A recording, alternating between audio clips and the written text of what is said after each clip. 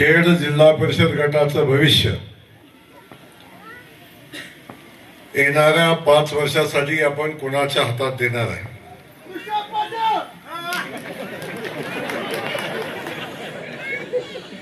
हे सांगायला मिळालं इथं.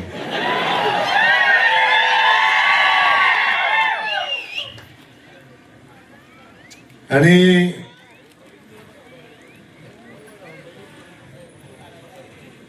आपण मगाशी बापूरावनी सांगितलं, ऋषी आप्पाने सांगितलं की आमच्या दुष्काळी भागाला पाणी, खास करून खेड पासून या सगळ्या परिसराला पाणी देणारी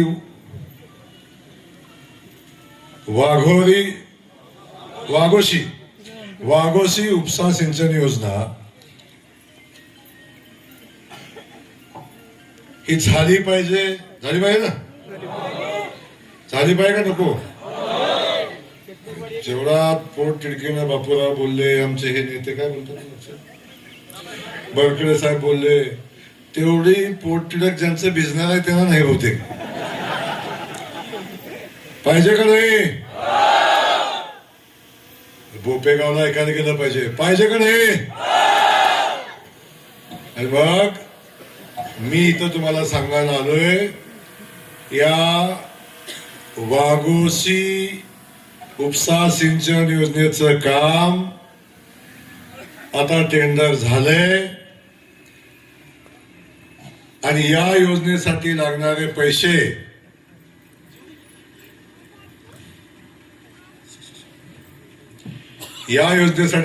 पैसे आपल्या खंडाळा तालुक्यातला दुष्काळ संपवण्यासाठी लागणारे सगळे पैसे आपल्या या योजनेला देण्यासाठी माननीय मुख्यमंत्री महोदयांना, आपल्या ऋषी आप्पाला आशीर्वाद देण्यासाठी, गौरीताईला आशीर्वाद देण्यासाठी हे पैसे आपल्याला द्यावेच लागतील हे सांगण्यासाठी जयकुमार गोरे इथं आला.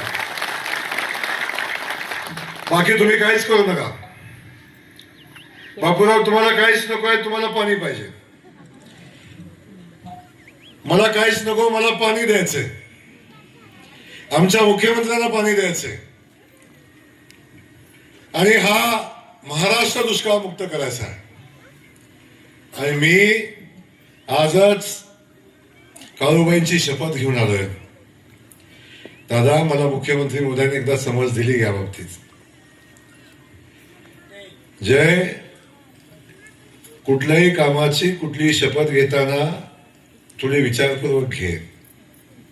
मी असंच म्हणलं होतं की माझ्या तालुक्यात पाणी पोचल्याशिवाय मी निवडणूक लढणार नाही.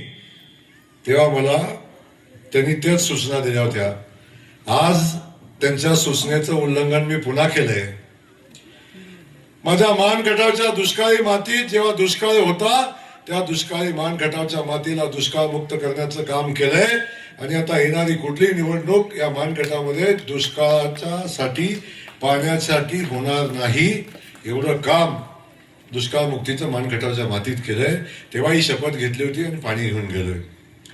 आज या खंडाळीच्या मातीत या जयकुमार गोरेनं शपथ घेतली, जोपर्यंत वाघोशी उपसा सिंचन योजना पूर्ण होत नाही, या भागातल्या शेताला पाणी मिळत नाही, 14 गावं खंडाळ्यातली जी आहेत त्याला निरा देवगडचं पाणी देऊन योजना मंजूर करून, ती योजना जोपर्यंत कार्यान्वित होत नाही तोपर्यंत जयकुमार गोरे भविष्यात कुठली निवडणूक लढणार नाही हा शब्द देण्यासाठी या ठिकाणी.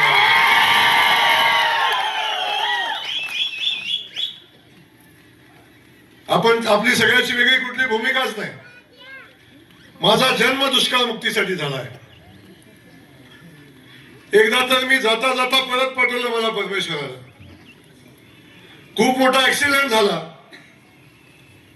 पण परमेश्वराने आम्हाला सांगितलं अजून थांब, मानगटावच्या पाण्याचा प्रश्न सुटला नाही. अजून बऱ्याच जबाबदाऱ्या या माणसावर आहेत. या माणसाला अजून खंडाळ्यामध्ये कर्तृत्व दक्ष किंवा खंडाळ्याला पाणी देणारा आमदार अजून मिळाला नाही. या माणसाला खंडाळ्याला सुद्धा पाणी द्यायला लागणार आहे. म्हणून परमेश्वरानं गेलो परत पाठवलंय मला आणि म्हणून जे नवीन जीवन मिळालंय, जे या मातीसाठी अर्पित आहे, या जिल्ह्यासाठी अर्पित आहे, माझ्या मान खटावच्या मातीसाठी अर्पण केलेलं हे जीवन आहे.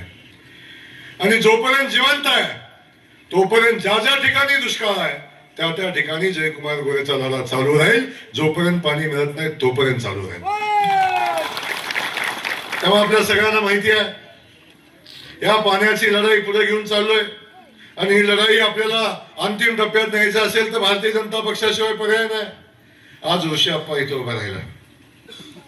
ऋषी आप्पाचं माझं नातं तुम्हाला माहिती आहे. मी नव्यानं बोलायची आवश्यकता नाही. या भागात सातत्यानं आपण बघितलं की अविनाश भाऊचं नाव घेऊन राजकारण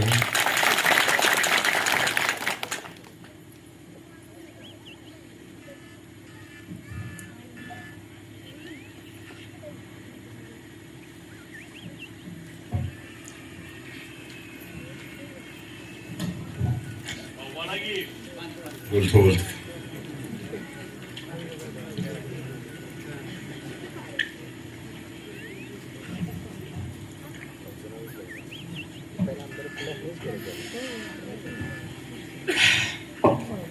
अविनाश भाऊनं आम्ही दोघं जिल्हा परिषद सदस्य होतो. आणि जेव्हा आम्ही विधानसभेची निवडणूक लढलो त्यावेळी सगळी लोक माझी साथ सोडून गेली. काही मोजकी अशी माणसं होती की ज्या लोकांनी मी अपक्ष असताना सुद्धा पक्षाचा आदेश डावलून एका मित्राला आमदार करण्यासाठी स्टेजवर उभा राहून पक्षाच्या विरोधातली भूमिका घेतली. आणि माझ्यासाठी अविनाश भाऊनं त्यावेळी निवडणुकीत लढाई केली. आणि दुर्दैवाची गोष्ट अशी आहे दादा, अविनाश भाऊनी सगळं केलं माझ्यासाठी. पण जेव्हा अविनाशला देण्याची ताकद माझ्यात निर्माण झाली, मी आमदार झालो, तेव्हा अविनाशला देण्यासारखं माझ्याकडे काहीतरी आलं. तेव्हा ते देण्यासाठी अविनाश भाऊ नव्हता. सातत्यानं अविनाश भाऊचा सगळा ग्रुप जेव्हा अविनाश भाऊ होते तेव्हापासून म्हणजे अगदी बापूराव पासून ही सगळी टीम सातत्यानं माझ्यावर प्रेम करत राहिली. आणि सातत्यानं म्हणत राहिली की अविनाश भाऊ नंतर आम्हाला भाऊ कोण नाही. इथला गाडवे सर असतील, अनिरुद्ध दादा असेल, तुम्ही आपण सगळेजण एकत्र काम करतोय. पण अविनाश भाऊ नंतर आम्हाला सगळ्यात मोठा आधार भाऊ कोणाचा आहे? भाऊ तो तुमचा आधार आहे. आणि तेव्हापासून आपण सगळेजण बघतोय की ही सगळी माणसं सातत्यानं प्रेम करत राहिली. जे जे माझ्याकडून शक्य होतं ते या भागासाठी, या लोकांसाठी करायचा मी प्रयत्न केला, सगळं करायचा प्रयत्न केला. वंदनाताई जिल्हा परिषदेला निवडून आल्या, पण या भागातल्या सगळ्या लोकांचं सातत्यानं एक म्हणणं होतं, भाऊ अविनाश भाऊंच्या नंतर ऋषी आप्पा आता अविनाश भाऊचा वारस आहे आणि ऋषी आप्पाच्या मागे तुम्ही ठामपणे उभे राहावा, तुम्ही त्याला ताकद द्या. ही ताकद देण्याचा मी सातत्यानं प्रयत्न केला. पण ऋषी आप्पाच्या माध्यमातून इथं असलेल्या प्रत्येक माणसाला ज्या ठिकाणी आवश्यकता आहे त्या ठिकाणी मी उभा राहायचा प्रयत्न केला. पण एक गोष्ट माझ्या लक्षात आली, जी चिकाटी कामाची, जो आपल्या कार्यकर्त्याबद्दलचं प्रेम, ज्या आपल्या सहकार्याबद्दलची भावना, जी खंडाळा तालुक्याबद्दल किंवा आपल्या सहकार्याबद्दलची जी जेवढं प्रेम अविनाश भाऊला होतं त्याच पद्धतीचं किंबहुना अविनाश भाऊची प्रतिकृती ऋषीच्या रूपाने मी सातत्याने बघितली. सगळ्या गोष्टीमध्ये या भागातला जो जो प्रश्न आहे, दादा अनेकदा माझ्या शिव्या खाल्ल्या. रात्री अपरात्री घरी यायचं, 12 वाजता याचं 1 वाजता हीच सवय अविनाश भाऊला. त्यालाही रात्री 12-1 वाजेपर्यंत 2 वाजेपर्यंत इथं फिरायचं आणि सकाळी 7 वाजता 6 वाजता ते मुंबईत असायचं. आणि ऍक्सिडेंट व्हायच्या आधी 2 दिवसापूर्वी मी सांगितलं असला प्रवास बंद कर. आणि त्याच पद्धतीचं अगदी पाऊल टाकून हा काम करत असतो. माझी आपल्या सगळ्यांना विनंती एवढीच आहे, आपण अविनाश भाऊंच्या रूपानं सातत्यानं वारसा म्हणून मी सांगणार नाही, अविनाश भाऊचा मुलगा म्हणून सांगणार नाही, तो तर आहेच, परंतु तेवढ्याच ताकदीनं काम करणारं एक नेतृत्व आपल्या भागात उभं राहतंय ऋषीच्या रूपानं. त्याला मी आशीर्वाद मागण्यासाठी तुमच्याकडे आलोय. या गावातल्या परिसरातल्या सगळ्या लोकांसाठी माझं सांगणं एवढंच आहे, या भागातल्या विकास कामासाठी बापूराव, या भागातल्या विकास कामासाठी, इथल्या अडचणीसाठी, इथल्या सगळ्या प्रश्नासाठी जे अविनाश भाऊनं केलं त्याच्यापेक्षा 1 पाऊल पुढे जाऊन जयकुमार गोरे तुमच्यासाठी करेल. कुठेही कमी पडणार नाही. लागेल तर सगळं आपण करू. पण आपल्या सगळ्यांना माझी विनंती आहे की माझं जे कर्तव्य आहे, हे कर्तव्य हे आहे शेवटचं, की अविनाश भाऊ नंतर ऋषी आप्पानं एकदा जिल्हा परिषदेमध्ये जावं, ही माझी हृदयापासूनची मनापासूनची भावना आहे. म्हणून मी हृदयापासून आपल्याला विनंती करतोय की आपण या नेतृत्वाच्या पाठीशी उभं राहावा. अख्खा महाराष्ट्र ऋषी आप्पाच्या पाठीशी उभा करतो हा शब्द यांनी अख्खा महाराष्ट्राचं सरकार या ठिकाणी उभं करतो. जे लागेल आजपर्यंतच्या इतिहासात जर बापूराव यांच्यात धमक असते, नेतृत्वात धमक असते इथल्या, तर वाघोशीचं पाणी आमच्या बापूला नसतं मागायला लागलं. या गावागावातली माणसं आजही पाण्यासाठी नसती तडपडली. अरे मान खटावच्या मातीमध्ये जिथं 5वीला पुजलेला दुष्काळ होता, जिथं ऊसाचं कांड पिकत नव्हतं, कुसाचं साम्राज्य होतं, दुष्काळ म्हणलं की मान खटाव आपण सगळेजण बघत होतो. त्या मान खटाव तालुक्यामध्ये आपण सगळ्यांनी बघितलं की खंडाळा वाई तालुक्यातनं पाणी नेलं आणि तो तालुका सुजलाम सुफलाम केला. पण ज्या मतदारसंघामध्ये पाणी आहे त्या मतदारसंघातल्या दुष्काळ भागाला जे नेतृत्व पाणी देऊ शकलं नाही, त्या नेतृत्वाच्या पाठीशी उभं राहण्याचं पाप तुम्ही करू नका, हे सांगायला मी आलोय.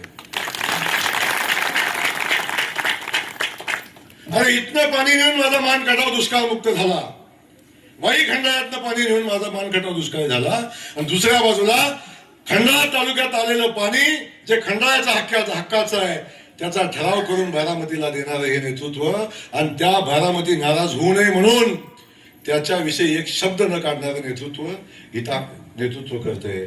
अशा माणसाच्या पाठीशी राहणं म्हणजे मातीशी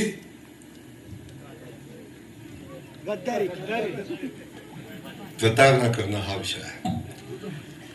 म्हणून माझी विनंती या निमित्तानं आपल्या सगळ्यांना आहे की आपण एक भूमिका घ्या. तर मी राज्याचा ग्रामविकास खात्याचा मंत्री आहे. आजपर्यंत ऋषीनं सांगितलेलं कुठलंही काम कधी थांबलं नाही. आमची गौरीताई इथं आहे तर त्याच्यासोबत जोडीला आहे दादा आपण आहे, अनिरुद्ध दादा, खास करून अनिरुद्ध दादासाठी एकदा जोरदार थाळी वाजवा. अनिरुद्ध दादाला मागच्या सभेमध्ये मी सांगितलं होतं, दादा ऋषी आता तुम्ही पदरात घ्या ऋषीला, त्याच्या पाठीशी ताकदीने उभं राहा. जयकुमार गोरे आपल्या सगळ्यांसाठी जे वाटेल ते करायची भूमिका घेऊन काम करेल. आणि आता जिल्हा परिषद पंचायत समितीची निवडणूक आहे. तुम्हाला सगळ्यांना माहिती आहे जिल्हा परिषद पंचायत समिती या दोन्ही संस्था ग्रामविकास खात्याच्या अंतर्गत येतात.